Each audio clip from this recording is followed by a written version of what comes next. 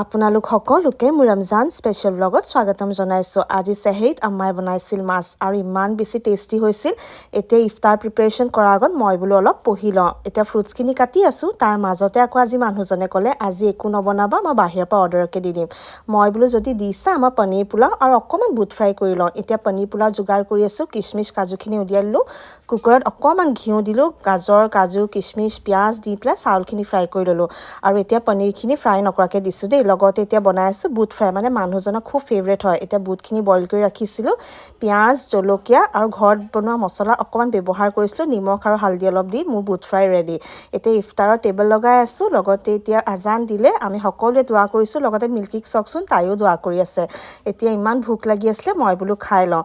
আৰু খোৱাৰ পিছত এতিয়া গৈ আছোঁ ববিৰ ওচৰত। আৰু মই যে ৰোজা ধৰিছিলোঁ, তাই সেইকাৰণে মোৰ কাৰণে একদম চটপটা পাপৰি চাট আনি থৈছিলে। এতিয়া একদম টেষ্টি খাই লৈছোঁ আৰু তাইকো এটা বাইট খুৱাই দিছোঁ। আজিলৈ আহিছোঁ আৰু কালি এটা নেক্সট ভিডিঅ' লগ পাম দেই, বাই।